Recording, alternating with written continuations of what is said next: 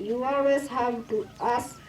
Your caring heart and special advice will always ring in our memories. You are the biggest fan and the role model that we would wish to see around us.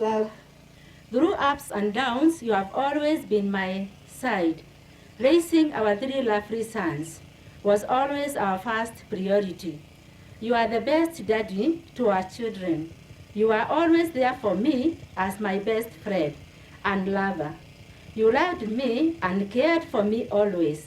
Words can't explain how much lonely I feel when you are gone. You are a role model to our family. I don't know how life will be without you.